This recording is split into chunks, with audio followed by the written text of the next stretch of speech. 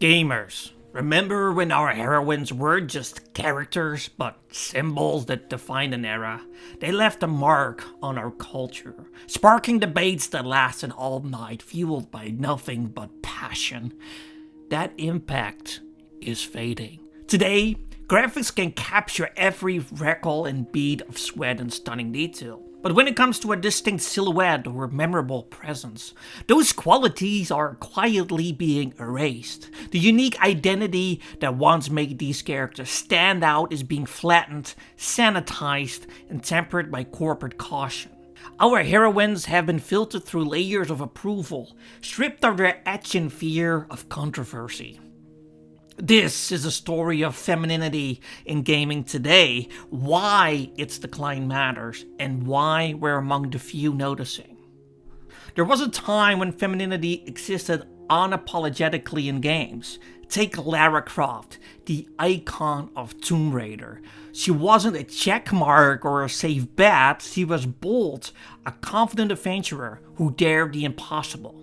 Girls admired her independence. Guys were drawn to her fearless spirit. She wasn't a symbol of representation. She was a character with personality and presence.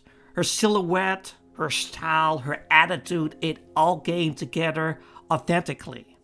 But then things shifted. Gaming studios grew cautious. Femininity became a liability rather than an asset. Characters were run through focus groups until their personalities were diluted. Their edges softened. What should have been complex characters became bland portraits designed to avoid offense. Lara's redesign hinted at the shift, but the trends became glaring with Alloy and Horizon Forbidden West.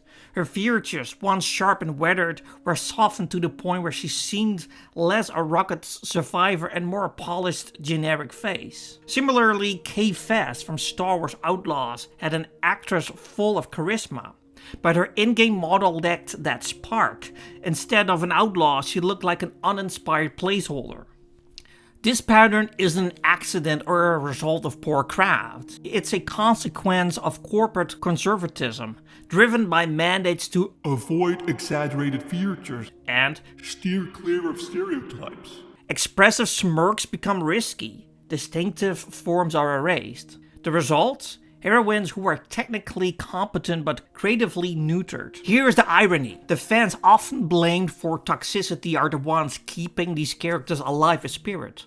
Modders fix what industry hesitates to touch, restoring curves, angles, expressions, bringing back life and personality. They done it for Alloy, for Kay Fess, proving these characters still have fans who care deeply. Cosplayers and fan artists also breathe life back into these designs, emphasizing flaws and quirks and vitality lost in official versions. Together, they form a subtle resistance to blandness, a declaration that heroines should be vibrant and memorable. This isn't about surface-level appearances. It is a fight for authenticity, for the humanity that makes characters relatable and compelling. The issue isn't inclusivity, it's monotony. We once had a broad spectrum of heroines, some elegant, some fierce, others flawed and complex.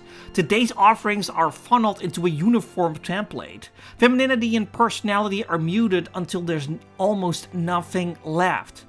This delusion erodes connection. Players don't rage at characters who lack depth, they forget them. That quiet fading is the greater loss. If this continues, heroines risk become disposable commodities, briefly visible, quickly forgotten, like the latest skin trend. The cultural resonance that characters like Jill Valentine, Aerith, and Lara Croft built over decades risks vanishing. Modern heroes no longer face undead horde or pixelated traps. They face the challenge of surviving corporate caution and cultural risk aversion. It doesn't have to end this way. The solution is simple. Writers need to focus on authenticity. Create real characters, not sanitized products. Restore confidence and complexity. Stop treating femininity as something to be scared of. Gamers want characters who feel alive, flawed, fierce, and full of personality, not safe options checked off by committees. Developers should embrace the passion fans demonstrate through mods, cosplay and fan art. This energy can revitalize heroines into cultural icons once again.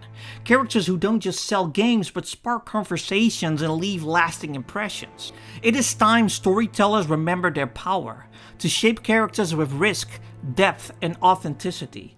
Enough sanitizing, enough diluting. Bring back the spark. Jill survived zombies. Lara survived polygons. Today's heroines rarely survive the credits. Somewhere, Tiva is rolling her eyes so hard she's pulled a muscle. The spark is dimming, but it is not gone.